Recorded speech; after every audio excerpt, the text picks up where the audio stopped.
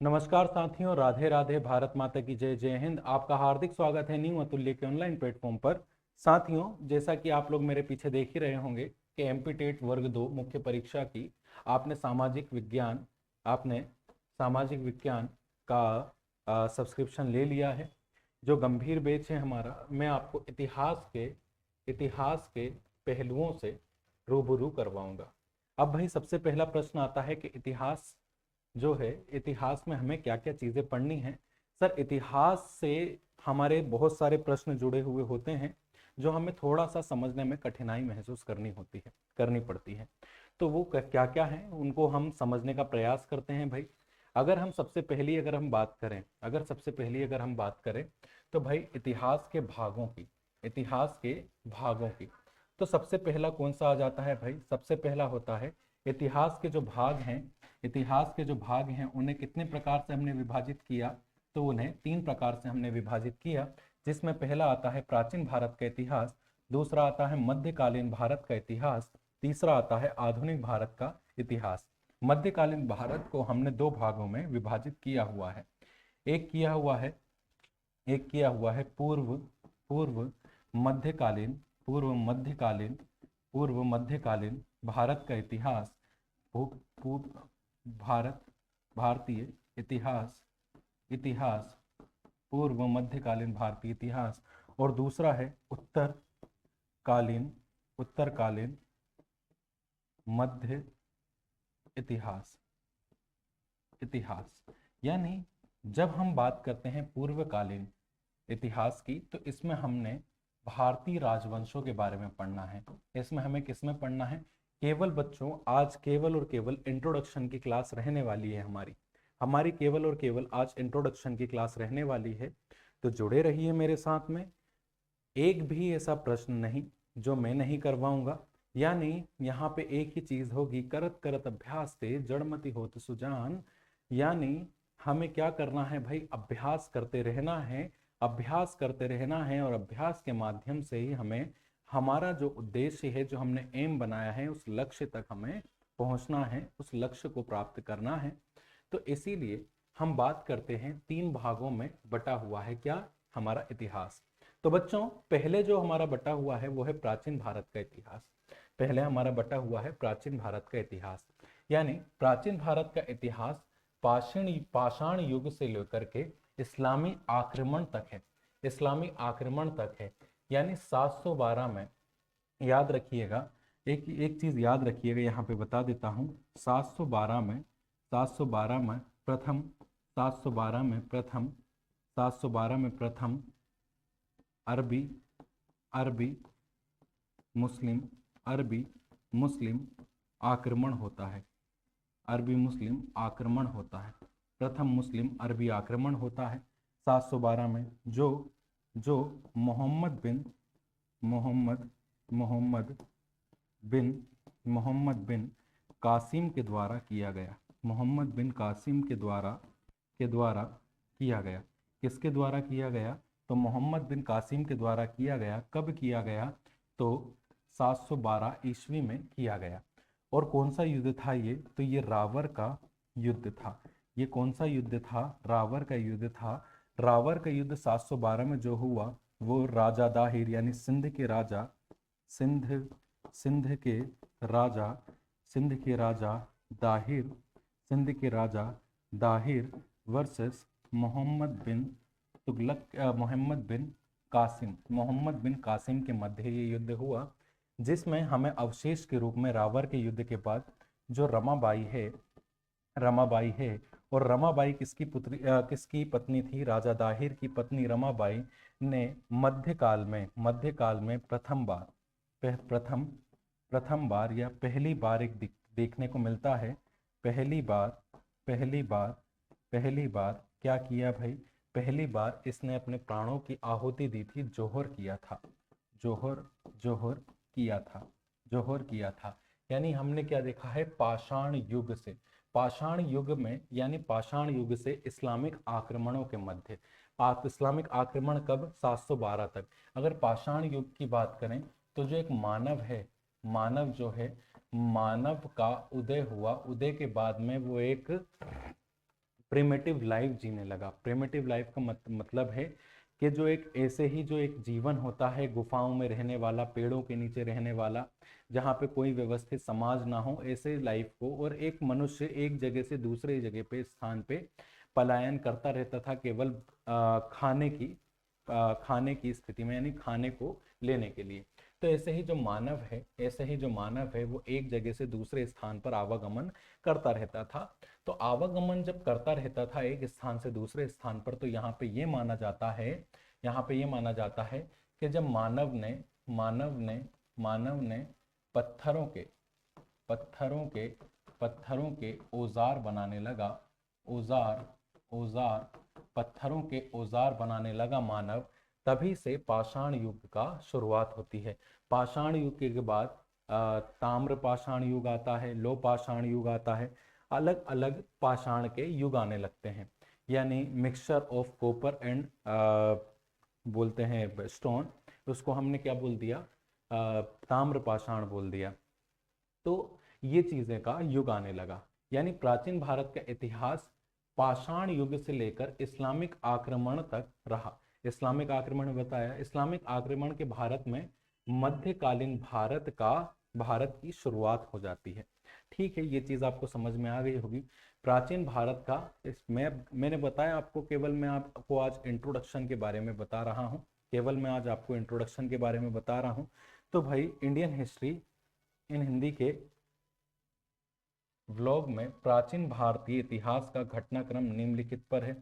यानी पहला आता है प्रागैतिहासिक काल, यानी 40 लाख ईसा पूर्व से 1000 ईसा पूर्व। इस समय में मानव ने आग और पहिए की खोज की। इसकी मानव ने आग और पहिए की खोज की है। दूसरी चीज क्या आती है भाई, कि भाई इसके बाद आता है सिंधु घाटी सभ्यता। सिंधु घाटी सभ्यता का काल 2500 ईसा पूर्व से 1500 ईसा पूर्व में रहा। 1500 ईसा पूर्व से 2500 ईसा पूर्व से 1500 ईसा पूर्व के मध्य रहा। इसमें सिंधु घाटी सभ्यता सबसे पहली व्यवस्थित रूप में बसी हुई सभ्यता थी। नगरीय की शुरुआत सिंधु घाटी सभ्यता से मानी जाती है। नगरीकरण की शुरुआत, इसमें क्या माना गया भाई, सिंधु घाटी सभ्यता में नगरीकरण की शुरुआत मानी गई।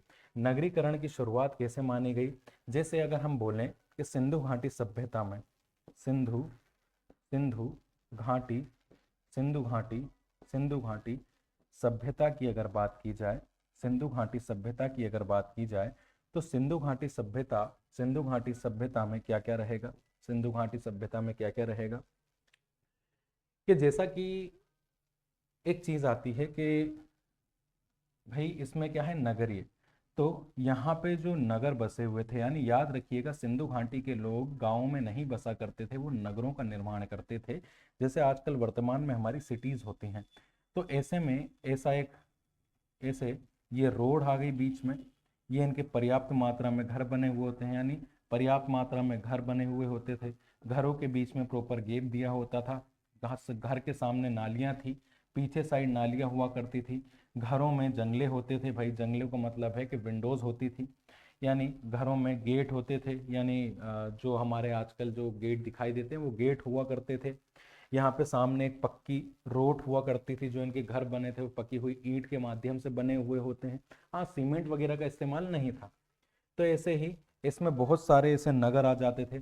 जैसे सिंधु घाटी सभ्यता में, अगर हम सिंधु घाटी सभ्यता की अगर बात करें, अगर हम सिंधु घाटी सभ्यता की बात करें, तो सिंधु घाटी सभ्यता में सिंधु घाटी सभ्यता में सिंधु घाटी सभ्यता में कौन कौन सी चीज आ जाती थी, कौन कौन से स्थान आ जाते थे, तो हड़प्पा हड़प्पा हड़प्पा मोहनजुदारो मोहनजुदारो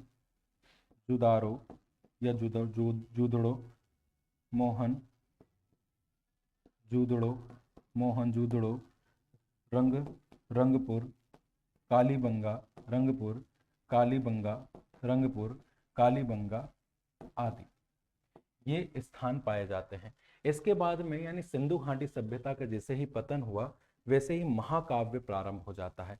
इस समय काल में वेदों का संकलन हुआ और वर्णों के भेद हुए, जैसे आर्य और दास।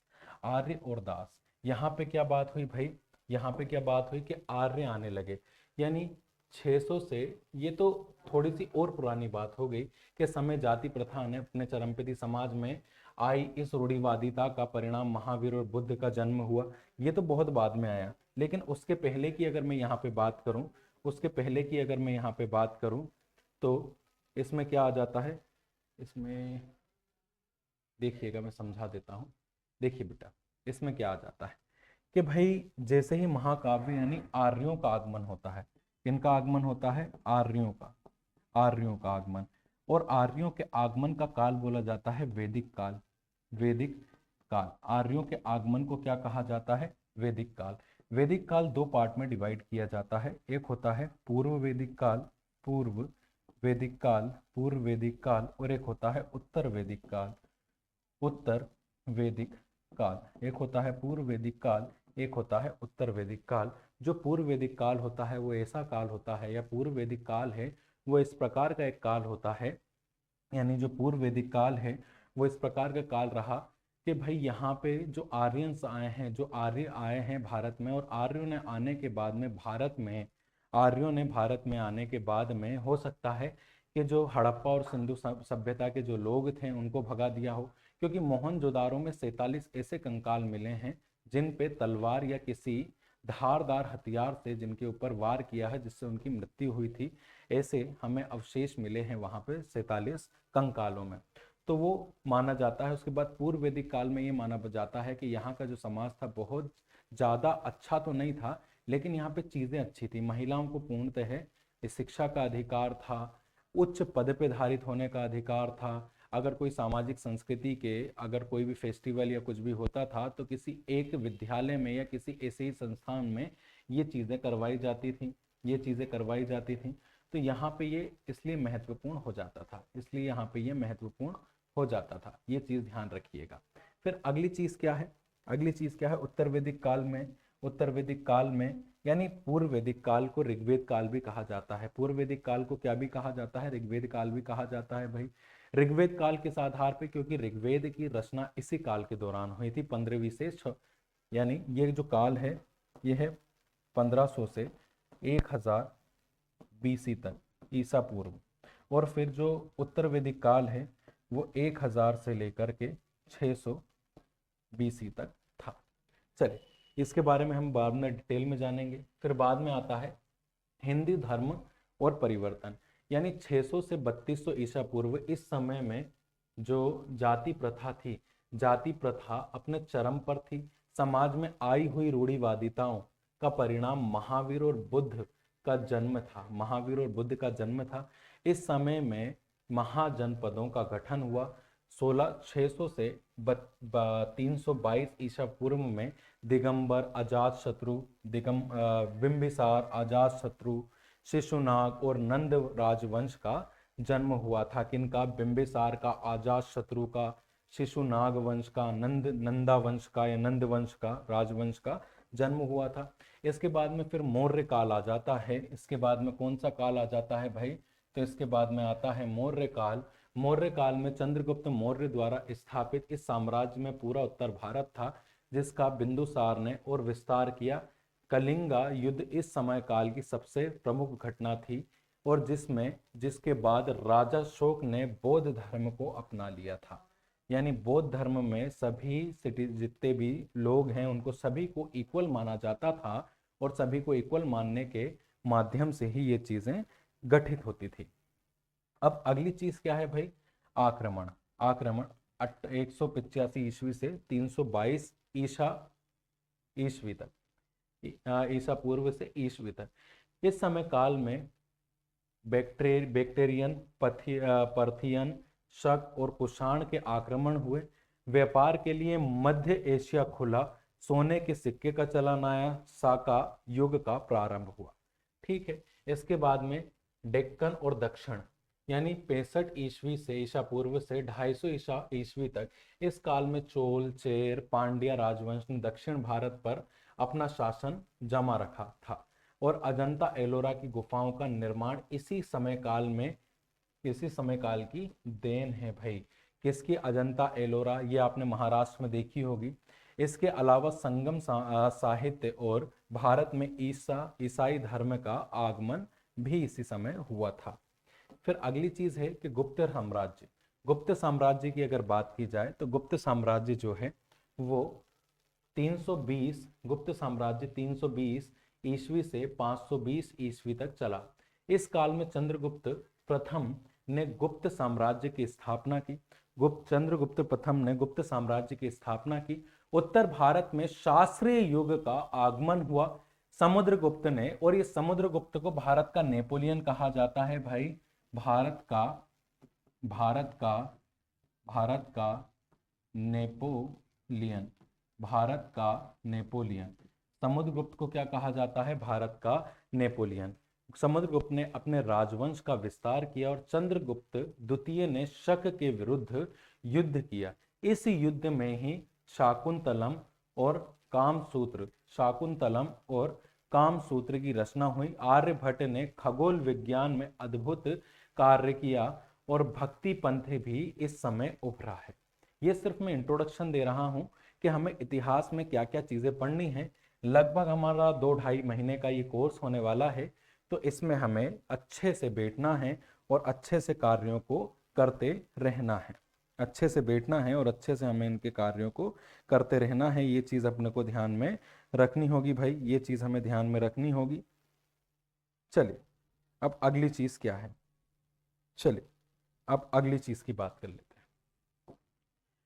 छोटे राज्यों का उद्भव। भाई बड़े बड़े राज्य बने हैं, यानी 16 महाजनपद बने, तो कुछ जनपद भी तो होंगे, कुछ जनपद भी होंगे, कुछ जन भी होंगे।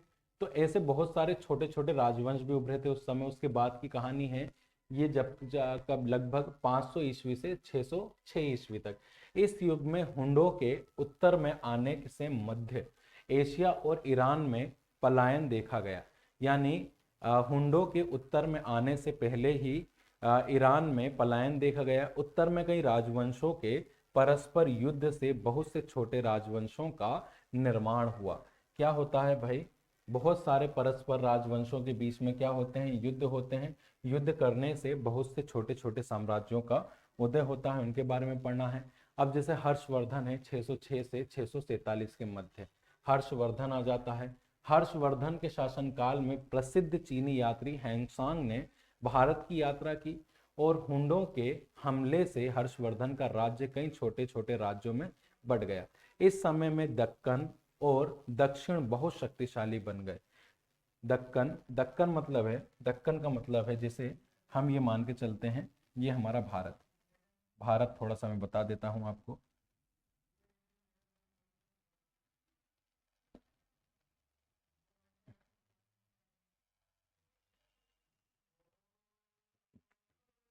ये हमारा भारत, ये हमारा भारत है भाई। तो ये तो हो गया दक्कन वाला एरिया, और ये हो गया दक्षिण वाला एरिया। ये दक्कन वाला एरिया और ये दक्षिण वाला एरिया, ये दोनों जो एरिया हैं ये दक्कन का है। ये दक्कन एरिया है, ये दक्कन और ये दक्षिण, ये दक्कन और ये दक्षिण, ये वाले एरिया कंप्लीट हो गए भाई। इनमें ज़्यादा शक्तिशाली हो गए। और दक्षिण राजवंश 500 से 750 ईस्वी में इस वंश में चालुक्य, पल्लव, पांड्य साम्राज्य का उदय हुआ और पारसियों का भारत आगमन हुआ। किनका भाई? पहली बार पारसियों का। जो पारसी, हमारे भारत में कितने धर्म है भाई? हमारे भारत में धर्मों की अगर बात की जाए, भारत में अगर धर्मों की बात की जाए तो भारत में कितने धर्म हैं? जैसे हिंदू, हिंदू अभी मुस्लिम नहीं आए हैं, अभी मुस्लिम नहीं आए हैं। अब दूसरा हो गया पारसी, दूसरा हो गया पारसी, तीसरा हो गया बौद्ध, चौथा हो गया जैन, चौथा हो गया जैन। लेकिन जो बाद में बने हैं वो है ईसाई, दूसरे बने हैं ईसाई, ईसाई धर्म प्लस मुस्लिम, ईसाई धर्म प्लस मुस्लिम। फिर एक और बाद में बना सिख, एक और कौन बाद में बना? सिख। तो यानी ये धर्मों में से, ये तो हमारे इंडिया में था, सबसे पुराना धर्म कौन सा हो गया? हिंदू। बाद में भाई अत्याचारों के कारण, यानी इन्हीं हिंदुओं में जो नीच जाति के लोग थे जिनको हमने शूद्र बोला, उन पे अत्याचारों के कारण बौद्ध और जैन धर्म बना। क्योंकि हिंदू समाज में हिंदू समाज के ऋग्वेद जो काल था, ऋग्वेद के 10वें मंडल में पुरुष सूक्त में लिखा हुआ है कि भारत में एक विराट पुरुष के मुख से, एक विराट पुरुष के मुख से ब्राह्मण का जन्म होता है। कंधों से एक किसका जन्म होता है? ब्राह्मण।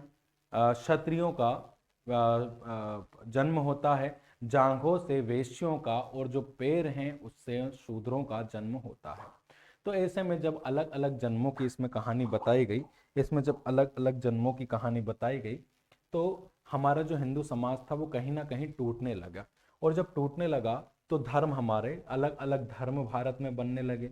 उन धर्मों में सभी लोग एक इक्वल समझे जाते थे, कोई भी ऊपर और कोई भी नीचे नहीं माना जाता था। तो ऐसे में ईसाई, मुस्लिम, सिख, बौद्ध, जैन, ये बौद्ध जैन तो भारत में हिंदू में से ही टूट करके बन गए। पारसी अलग से आ गए, ईसाई अलग से आ गए, मुस्लिम अलग से आ गए, और सिख भारतीयों में से ही बन गए। एक लड़ाका पद्धति। इसके बाद चोल साम्राज्य 9वीं से 13वीं सदी के 13वीं शताब्दी के मध्य विजयालस द्वारा स्थापित चोल साम्राज्य ने समुद्र नीति अपनाई। इस समय में मंदिर सांस्कृतिक और सामाजिक केंद्र होने लगे और द्रविडियन भाषा फैलने लगी भाई, फैलने लगी। उत्तरी साम्राज्य 750 से 1206 ईस्वी, इस समय राष्ट्रकूट ताकतवर हुआ।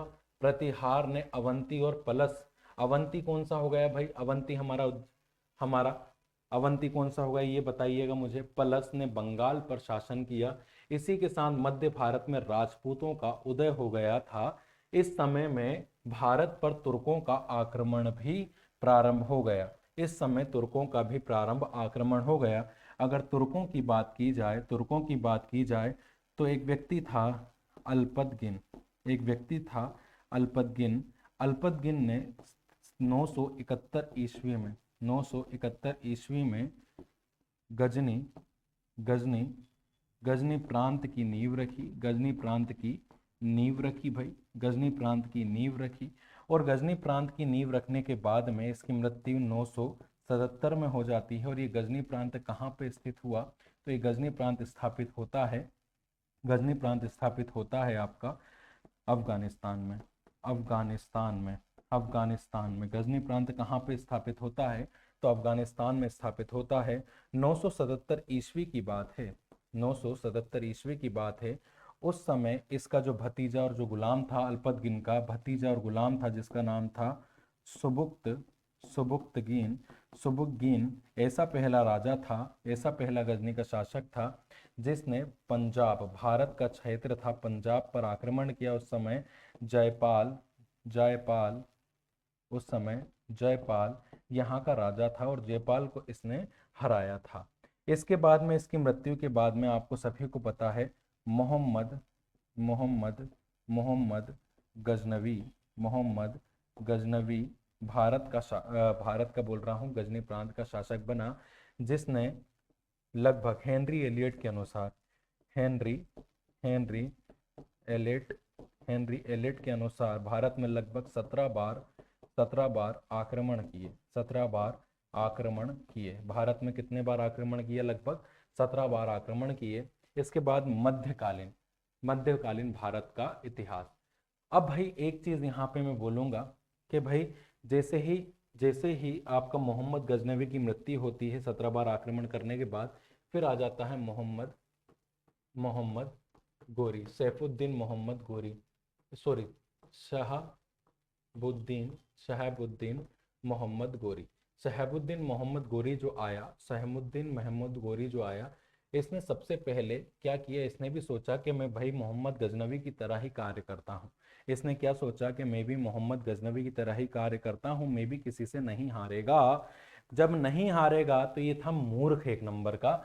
ये भाई, ये क्या है, वापस से थोड़ा सा हम मैप देखेंगे भारत का नक्शा देखेंगे हम थोड़ा सा, वापस से भारत का नक्शा देखेंगे भाई। ये हमारा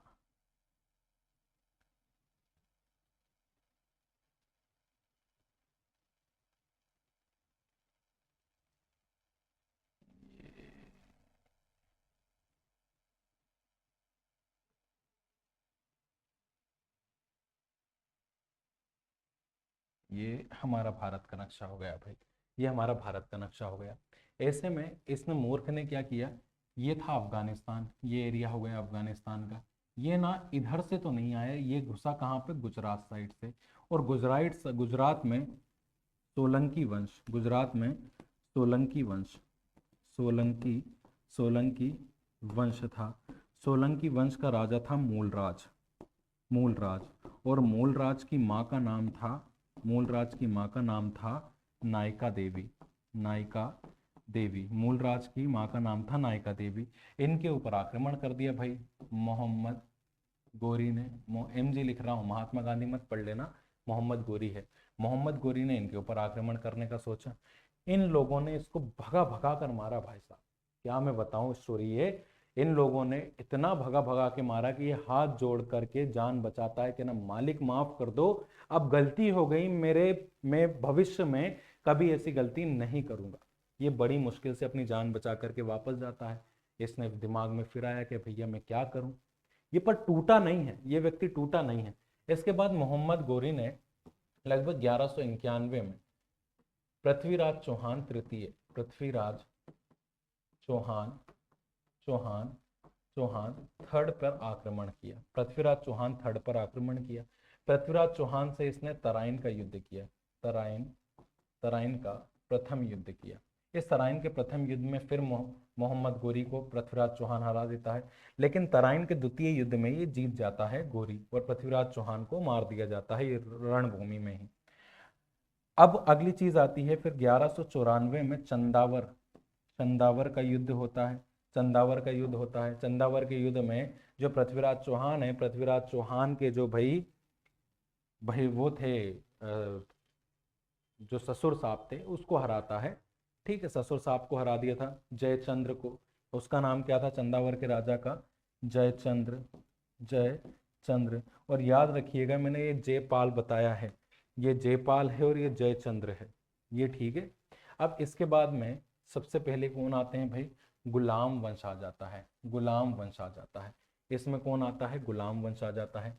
तो भाई गुलाम वंश को जब हम पढ़ते हैं, जब हम किसको पढ़ते हैं भाई? गुलाम वंश को पढ़ते हैं, तो गुलाम वंश का जो संस्थापक माना जाता है वो माना जाता है कुतुबुद्दीन ऐबक को। गुलाम वंश का किसको माना जाता है? कुतुबुद्दीन ऐबक को। देखिए एक चीज मैं बताऊं, जिस समय इधर है स्पेस, इधर लिख देता हूं मैं, ये थोड़ा सा मैं मिटाऊंगा वापस से आपके लिए। देखिए जिस समय याद रखिए गुलाम वंश की स्टार्टिंग कैसे होती है वो देख लीजिए। क्या होता है कि जिस समय मोहम्मद गोरी जा रहा था वापस भारत से, तो वो 4 गुलाम छोड़ करके गया। एक था कुतुबुद्दीन ऐबक, दूसरा जो गुलाम था वो था कुवाचा, तीसरा था एल्दोज, एक और था इख्तियारुद्दीन बिन बख्तियार खिलजी। इसको हम खिलजी लिख देते हैं, बख्तियार खिलजी। ये 4 थे भाई। ऐबक जो था इसको दिल्ली और लाहौर दे के गया था, ये दिल्ली एवं लाहौर दे के गया था। कुबाचा को मिला मुल्तान, इसको मिला सिंध, सॉरी इसने एल्दोज को तो वही वाला क्षेत्र दे दिया था भाई गजनी का। एल्दोज को गजनी वाला क्षेत्र ही दे दिया था, गजनी। और इसको दिया बंगाल वाला क्षेत्र। लेकिन इसको तो मार दिया जाता है, इसको पहले ही निपटा दिया जाता है। और ऐबक इन दोनों को हराता है। कुबाचा के साथ में अपनी बिटिया की शादी भी बहन की शादी भी करवा देता है। तो ये इस तरह से, तो गुलाम वंश का जो संस्थापक रहा वो ऐबक रहा। लेकिन ऐबक ने कभी भी अपने आप को राजा घोषित नहीं किया था। लेकिन वास्तविक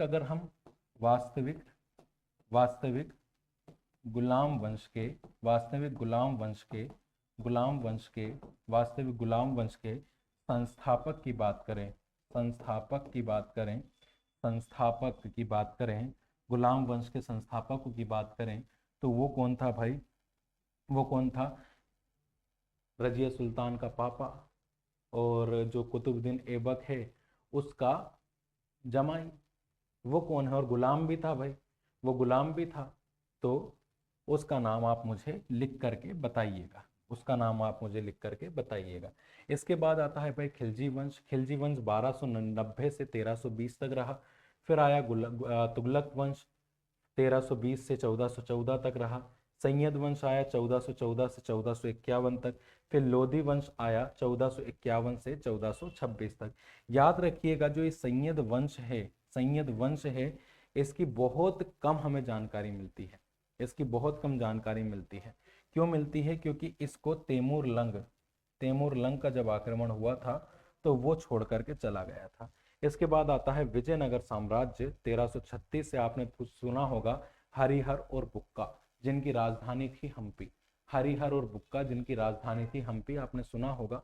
इसके बाद में तीसरे नंबर पे ये लास्ट आता है बहमनी साम्राज्य, इधर लिख देता हूं बहमनी साम्राज्य। लास्ट कौन सा है? बहमनी साम्राज्य, बहमनी साम्राज्य। इसके बाद कौन सा आता है? बहमनी साम्राज्य, जिसका संस्थापक कौन था? हसन गंगू, जिसका संस्थापक कौन था? हसन गंगू। अब भाई हसन गंगू का हसन गंगू ही नाम क्यों पड़ा? क्योंकि एक गंगू नामक जो पंडित थे दिल्ली के, उसकी बड़ी सेवा की थी इस व्यक्ति ने, इसीलिए हसन का नाम, हसन तो था ही बचपन से, फिर बाद में गंगू पड़ गया भाई। गंगूबाई नहीं है ये, नहीं तो तुम लोग आलिया भट्ट पे चले जाओ भाई। ठीक है, ये था हसन गंगू जो बहमनी साम्राज्य का संस्थापक माना जाता है। और वहीं पे अगर हम विजयनगर साम्राज्य की अगर बात करें, वहीं पे अगर हम विजयनगर साम्राज्य की बात करें तो विजयनगर साम्राज्य का संस्थापक संस्थापक कौन था भाई विजयनगर साम्राज्य का? तो दो भाई थे, हरिहर एवं बुक्का, हरिहर एवं बुक्का, हरिहर एवं बुक्का। भाई हरिहर एवं बुक्का, इन दोनों, और ये दोनों याद रखिएगा मोहम्मद बिन तुगलक के समय की बात है। मोहम्मद बिन तुगलक ने इन दोनों को मुस्लिम धर्म में स्वीकार करवा दिया। इसके बाद इनके गुरु ने, हरिहर और बुक्का के गुरु ने वापस से इन्हें हिंदू धर्म में कन्वर्ट करवाया, और कन्वर्ट करवाने के बाद में इन्होंने संगम वंश की नींव रखी। इन्होंने कौन से वंश की नींव रखी? संगम वंश की नींव रखी। और संगम वंश की नींव रखते हुए ही, क्यों संगम ही क्यों रखा नाम? क्योंकि इनके पिता का नाम, हरिहर और बुक्का के पिता का नाम था संगम, इस वजह से इन्होंने ये नाम रखा था। अगली चीज आती है, जैसे ही हमारा बहमनी और विजयनगर साम्राज्य तो दक्षिण में चल रहा था, दक्षिण भारत का, यानी पूरा का पूरा जो महाराष्ट्र है, कर्नाटक है, केरल है, यहाँ पे पूरा का पूरा हमारा जो क्षेत्र चलता था वो कौन सा चल रहा था? जो विजयनगर और बहमनी। विजयनगर का हालांकि वहां पे राज था। अब बुक्का की एक पत्नी थी गंगा, बुक्का का एक पुत्र था कुमार। वो कुमार की जो पत्नी थी गंगाबाई, कुमार की पत्नी क्या थी? गंगाबाई। गंगाबाई ने एक पुस्तक लिखी थी भाई, गंगाबाई ने एक पुस्तक लिखी थी जिसका नाम था मधुरम विजयम, मधुरम विजयम नामक एक पुस्तक रखी थी भाई गंगाबाई ने। ये गंगूबाई नहीं है, याद रखिएगा, गंगाबाई है। चलिए अब हम बात करते हैं मध्यकालीन भारत में मुगल साम्राज्यों की। मुगल साम्राज्य भी तो आया भाई, मुगल साम्राज्य भी तो आया। तो मुगल साम्राज्य में पहला नाम आता है हमारा क्या है? बाबर का। आपको पता होगा बाबर ने 4 युद्ध किए थे भाई। पानीपत का प्रथम युद्ध याद होगा, पानीपत का प्रथम युद्ध किया। उसके बाद में फिर ये गया राणा सांगा से इसने युद्ध किया था। राणा सांगा के बाद में मेदिनी राय को हराया, फिर तुर्कों को हराया। तो ऐसे ही इसने क्या किया है? बाबर ने आक्रमण किया है, आक्रमण के माध्यम से ये भारत पर बना। इसके बाद में भाई हुमायूं दादा आ जाते हैं। हुमायूं के 3-4 भाई थे, 4 मतलब टोटल ये लोग 4 भाई थे, 4 में से एक हुमायूं सबसे बड़ा। इसके पिताजी मरते हुए एक बात कह गए कि बेटा अपनी जो प्रॉपर्टी है ना, जो अपना साम्राज्य, उसको तीनों भाइयों में यानी चारों भाइयों में तुम बांट लेना। अब इतना मूर्ख था कि पिताजी की बात सुन बैठा, और फिर बाद में जाकर के यही इसकी गले की हड्डी बन गया। वो गले की हड्डी कैसे? इसके भाइयों ने इसकी सुनी ही नहीं, इसके भाई इसका विरोध करते रहे। तो ऐसे में बेचारा दर दर भटकता रहा। यानी 1530 से 1540 तक पहला राज हुआ, फिर 1555 से 1556 तक, यानी अब ना थोड़ा खुश हुआ था 56 में इसने वापस दिल्ली सल्तनत को प्राप्त करके, वैसे ही 3 पनाह की सीढ़ियों पर चढ़ रहा था बेचारिया। वो बेचारा चढ़ रहा था और वहीं पे चढ़ते चढ़ते ऐसा गिरा कि वो निपट ही गया। और एक बार क्या हुआ, 1540 में बिलग्राम का युद्ध चल रहा था भैया। अब बिलग्राम के युद्ध में क्या हुआ कि पहाड़ी क्षेत्र पे था शेरशाह सूरी की सेना, और इनकी थी नीचे वाली सेना, नीचे साइड सेना भाई। तो वापस ये लोग ऊपर, इनकी जो पहले क्या होता था, तोप वगैरह को ऊपर चढ़ाया जाता था या तोप वगैरह को ले जाया जाता था। तो तोप को जैसे ही ऊपर चढ़ा रहे थे, वो तोप एकदम से सारी की सारी नीचे गिर गई, और जब नीचे गिरी भगदड़ मच गई। वैसे ही ऊपर से जो राजा था जिसके विरुद्ध ये लड़ाई करने गए, वो उसने आक्रमण कर दिया। ये बेचारे नदियों में गिर गए, और जब बेचारे नदियों में गिर गए, नदियों में गिर गए, तो नदियों में गिरने से ये बह गए भाई, और ये वापस दौड़े दौड़े आए। इनका भाई था कामरान, कामरान से हेल्प मांगी। कामरान ने बोला एक रेपटा दूंगा इधर, तो वो वापस रेपटा नहीं खाया, वापस भग गया भाई। लाहौर में कामरान था, उधर नहीं जा पाया। फिर वीरसाल जी के यहाँ पे गए ये, वीरसाल में ही वीरसाल जी के पास गए, तो वहीं पे एक मोहम्मद अकबर नाम के एक सूफी संत मिले इन्हें। वो सूफी संत से इन्होंने उनकी बिटिया जो थी उससे विवाह किया, और विवाह के द्वारा एक पुत्र संतान पैदा हुई, यानी पुत्र पैदा हुआ, जिसका नाम था अकबर। याद रखिएगा, अकबर की परवरिश जो है वो उसकी माता ने नहीं की है, उसकी माता ने नहीं की है, दाई बाई जो दाई माँ होती हैं उन्होंने इसकी परवरिश की है। फिर भाई अकबर का शासनकाल प्रारंभ होता है। माना जाता है कि भारत का सबसे अच्छा मुगल साम्राज्य का जो संस्थापक शासक रहा है वो अकबर ही रहा है, अकबर ही रहा है। यानी बाबर को हम संस्थापक मान लेते हैं, बाबर को मुगल साम्राज्य का संस्थापक मान लेते हैं, लेकिन वास्तविक संस्थापक माना जाता है अकबर को, अकबर को। और अकबर को वास्तविक संस्थापक बनाने वाला कौन था? बैरम खान, बैरम खां। कौन था भाई? बैरम खां था।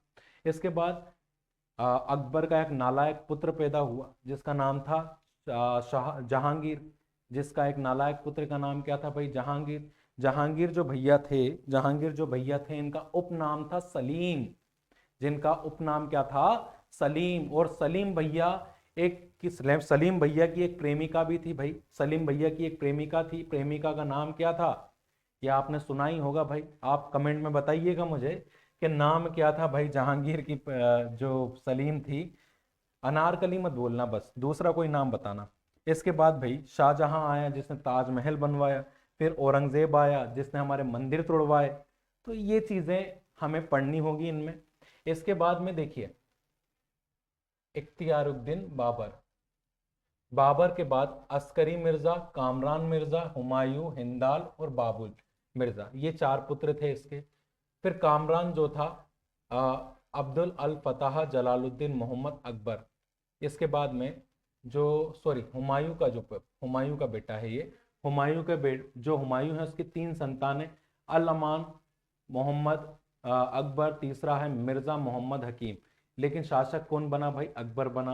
अकबर के इतने पुत्र थे, हसन था, हुसैन था, शाह मुराद था, जहांगीर था, दानियाल था। लेकिन राजा कौन बना भाई? सलीम बना। उसके बाद सलीम के जो पुत्र थे वो बात कर लेते, परवेज, खुसरो, खुर्रम, शहरयार और जहांदर। जहांदर तो भाई बचपन में ही निपट गया था। बच्चे ये चार, जिसमें से कौन जीत गया भाई? शाहजहां जीत गया। फिर शाहजहां के भी औलादें थी। औलादे कौन थी? दारा शिको था, शाह सूजा था, उसके बाद औरंगजेब था, मुराद बख्श था और कुब्बेयाहा था। उसके बाद में जो दारा शिको था, दारा शिको को राजा चुना गया था अकबर के द्वारा, जो सलीम था उसके द्वारा दारा शिको को राजा चुनना था। लेकिन दारा शिको को मरवा दिया जाता है औरंगजेब के द्वारा। इसके बाद में औरंगजेब के भी कुछ बेटे थे भाई।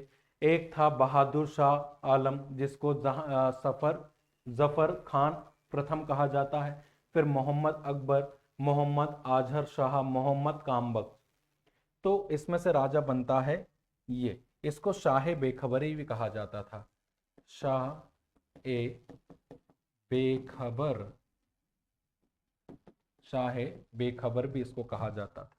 चलिए ये चीज तो हम देखेंगे आगे। इसके बाद में हमें मराठा साम्राज्य भी देखना है, इसके बाद में हमें मराठा साम्राज्य देखना है। छत्रपति शिवाजी, यानी ये हैं छत्रपति शिवाजी हमारे भाई। ये कौन है? हमारे छत्रपति शिवाजी। 19 फरवरी 1926 को ये राजा जन्म हुआ है, इनका जन्म हुआ है। जन्म में थोड़ा सा कॉन्फ्लिक्ट है। उसके बाद में 30 अप्रैल 1980 में इनकी मृत्यु हुई थी। उसके बाद 3 अप्रैल 1980 53 वर्ष की आयु में मृत्यु हो जाती है इनकी। इन्होंने अष्टप्रधान बनाए थे भाई, अष्टप्रधानों की नींव रखी थी। फिर संभाजी बनते हैं भाई, संभाजी बनते हैं। संभाजी के बाद की अगर बात करें तो राजा राम बनते हैं। राजा राम के बाद में छत्रपति शाहू जी महाराज बनते हैं। फिर राजा राम द्वितीय सतारा के बने, फिर शाहू द्वितीय सतारा के बने, फिर प्रताप सिंह सतारा के राजा बने। इसके बाद ताराबाई आई, ताराबाई के भी पुत्र आएंगे, शिवाजी द्वितीय। शिवाजी द्वितीय के बाद संभाजी द्वितीय आए भाई, संभाजी द्वितीय के बाद शिवाजी तृतीय आए। ठीक है, तो यहां तक हमारा मध्यकालीन भारत था। अब ये क्या है भाई, आधुनिक भारत है। ये क्या है, आधुनिक भारत। अब मुगल साम्राज्य का पतन पढ़ना है। मुगल साम्राज्य का पतन कहां से कहां तक है वो देख लीजिए। मुगल साम्राज्य का जो पतन हुआ है, मुगल साम्राज्य का जो पतन हुआ है वो भी देख लेते हैं हम लोग। मैं आपको बता देता हूं। देखिए, औरंगजेब की जो मृत्यु थी, औरंगजेब जो था इसकी मृत्यु हुई थी 1707 में। 1707 में जैसे ही औरंगजेब की मृत्यु होती है, वैसे ही औरंगजेब की जैसे ही मृत्यु होती है, वैसे ही यहाँ पे जो मध्यकालीन भारत का इतिहास है वो खत्म हो जाता है और आधुनिक भारत का इतिहास प्रारंभ हो जाता है। मध्यकालीन भारत का इतिहास खत्म करके आधुनिक भारत का इतिहास प्रारंभ हो जाता है। ठीक है, ये चीज ध्यान रखिएगा, ये चीज ध्यान रखिएगा। अब जैसे ही 1707 में इनका शासनकाल खत्म होता है, वैसे ही ये जो आए ना, ये बेटा, ये मोहम्मद मुअज्जम बहादुर शाह आलम, उसके बाद फिर ये राजा बना। उसके बाद जो मोहम्मद अजीम बना, फिर फर्रुखशियार बना, आलमगीर द्वितीय बना, फिर शाह आलम द्वितीय बना, अकबर शाह द्वितीय बना, फिर बहादुर शाह द्वितीय यानी जफर द्वितीय बन गया। ठीक है, ये चीजें हमने जैसे अपने को अपन ने देखी थी। इसके बाद में विदेशी कंपनियों का आगमन। इसके बाद में क्या आता है भाई, विदेशी कंपनियों का आगमन। विदेशी कंपनियों के आगमन में देखा जाता है कि पुर्तगाल या पुर्तगाली पहली बार आए। पुर्तगालियों के बाद EIC यानी अंग्रेज आए भाई। अंग्रेज मतलब ब्रिटिश निवासी आए, ब्रिटिश निवासी आए। ब्रिटिश निवासी के बाद डच आए, डच के बाद डेनिस आए, डच आए। डच के बाद में फ्रांसीसी आए, फ्रांस के आए, फिर डेनिस आए जो डेनमार्क थे। तो ये 5 कंपनियां भारत में आई। इसके बाद 1909 से यानी ये आए। इसके बाद में हमने क्या देखा, 1909 का भारतीय परिषद अधिनियम, यानी ब्रिटिश जो साम्राज्य था, ब्रिटिश साम्राज्य ने भारत के ऊपर पूर्णतः कब्जा कर लिया। और कब्जा कर लिया तो भारत को किस प्रकार से चलाया गया, क्या रहता था, मैं एक चीज बता दूं आपको कि भाई भारत के ऊपर इतना बड़ा भारत है, ये यूरोप में जरा सा ब्रिटेन है, और एक छोटी सी कंपनी है यहाँ पे जिसका नाम है EIC company, east India company. उस ईस्ट इंडिया कंपनी का किस प्रकार से ईस्ट इंडिया कंपनी को चलाया जाए, वो यहाँ पे वार्तालापें होने लगी भाई, बातें होने लगी। और बातें क्या होने लगी कि भाई एक छोटी सी कंपनी किस तरह से एक पूरे देश को चलाएगी। इसीलिए जो ब्रिटिश पार्लियामेंट थी, ब्रिटिश पार्लियामेंट यानी ब्रिटेन की संसद थी, उसने कुछ अधिनियम बना करके भेजे EIC के नाम से भारत में, जिसने भारत को सुचारू रूप से चलाया। जिसमें था 1909 का। हालांकि 1858 की क्रांति के बाद EIC कंपनी को खत्म कर दिया और जो ये ब्रिटिश पार्लियामेंट थी इसका डायरेक्टली हस्तक्षेप हो गया, यानी डायरेक्टली इंडिया को नियंत्रित और नियमित करने लगी, रेगुलेट करने लगी और कंट्रोल करने लगी ब्रिटिश पार्लियामेंट। तो ऐसे में 1909 का भारतीय परिषद अधिनियम आता है। फिर भारत शासन अधिनियम 1935 भी आता है। देखिए, इनकी मेनली स्टार्ट होती है 1773 के रेगुलेटिंग एक्ट से, रेगुलेटिंग अधिनियम बोल सकते हैं इसको हम, रेगुलेटिंग अधिनियम। 1773 से लेकर के 1947 तक ये अधिनियम आते हैं जिनके माध्यम से भारत को चलाया जाता है। फिर अगली चीज आती है भाई आधुनिक भारत। 18वीं शताब्दी के विद्रोह और सुधार, यानी सुधार में रामकृष्ण मिशन, विवेकानंद, यानी रामकृष्ण ही विवेकानंद जी के गुरु थे। इसके बाद ईश्वर चंद्र विद्यासागर, डेनेरियो और डेजेरियो और यंग बंगाल। फिर राजा राम मोहन रॉय, ब्रह्म समाज। इसके बाद 1857 का विद्रोह, कारण और असफलताएं, विदेशी शासन में सामाजिक अधिनियम, ये चीजें। इसके बाद में अगली चीज आती है दक्षिण भारत में सुधार, पश्चिमी भारत में सुधार आंदोलन, सैयद अहमद खान और अलीगढ़ आंदोलन, मुस्लिम सुधार आंदोलन, थियोसोफिकल सोसाइटी, मैडम क्लियोवास्किकली ने इसको गठित किया था।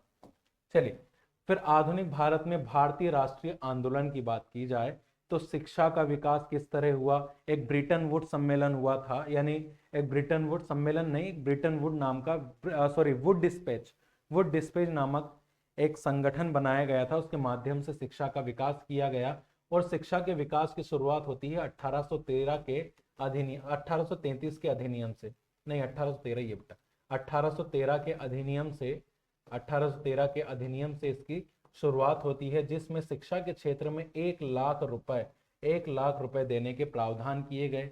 फिर भारतीय प्रेस का विकास, उसके बाद भारतीय राष्ट्रीय कांग्रेस 1985 में जिसका गठन हुआ था, 1985 में जिसका गठन हुआ था। ए ओ ह्यूम इसके पहले क्या बने थे भाई, क्या बने थे, पहले अध्यक्ष बने थे। उसके बाद जलियांवाला बाग आया था, फिर उदारवादी आया था, इसके बाद में उदारवादी था। उसके बाद उग्रपंथ और बंगाल विभाजन, 1905 में बंगाल विभाजन हुआ था, 1912 में बंगाल विभाजन को रद्द किया गया था। मुस्लिम लीग की स्थापना हुई 1909 में। 1909 में क्या होती है, मुस्लिम लीग की स्थापना होती है। रोलेट एक्ट कब आता है, 1919 में आता है। बिना वकील, बिना दलील, बिना सिफारिश के किसी भी व्यक्ति को पकड़ करके जेल में डाल देना, यही रोलेट एक्ट था।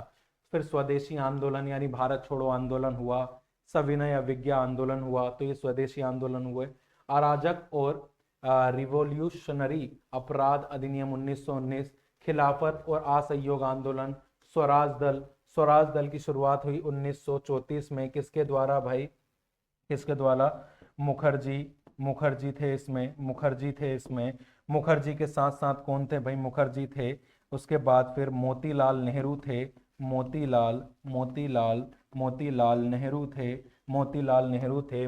नेहरू के, तो इन लोगों ने उसकी स्थापना की थी। फिर मूडी मेन समिति आई, बटलर समिति आई, साइमन कमीशन भी 1927 में आया था, 2 साल पहले। आपको याद होगा कि इसमें 7 सदस्य थे और वो सातों के 7 सदस्य सब ब्रिटिशर्स थे, और ये भारत की विकास यात्रा की समीक्षा करने के लिए भारत में आया था। और भारत की समीक्षा करने के लिए जब भारत में आया, सातों के साथ भाई भारत की समीक्षा कर रहे हैं और आप सारे के सारे ब्रिटिशर्स, यानी अच्छा ही आप चीजें बताएंगे भाई, अच्छी ही चीजें आप बताएंगे कि ना, ठीक है साहब।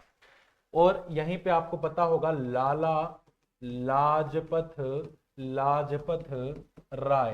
लाजपत राय के सर पे लाठी पड़ी थी। फिर नेहरू रिपोर्ट 1928 में आई थी। फिर सांप्रदायिक अधिनिर्णय और पूना समझौता 1932 में हुआ था। फिर अगस्त प्रस्ताव 1940 में हुआ था। फिर व्यक्तिगत सत्याग्रह 1942 में हुआ। फिर क्रिप्स मिशन 1942 में आया। फिर भारत छोड़ो आंदोलन 1942 में, सुभाष चंद्र बोस और IN आजाद हिंद फौज के बारे में 1939 में। फिर राजा गोपालाचारी फॉर्मूला, फिर देसाई की लियाकत प्रस्ताव, फिर बेवल योजना, शिमला और कैबिनेट मिशन प्लान जो आया था 1946 में। इसके बाद आंतरिक सरकार, संवैधानिक सभा, माउंटबेटन योजना, भारत में विभाजन, फिर गांधीवादी समाज भी हमें पढ़ना है और स्वतंत्रता संग्राम भी हमें इसमें पढ़ना है। ठीक है, आप लोग समझ गए होंगे कि एक इंट्रोडक्शन के बेस पे हमें पूरा संपूर्ण इतिहास में क्या क्या चीजें पढ़नी है। आज के लिए इतना ही, बहुत बहुत धन्यवाद, राम राम।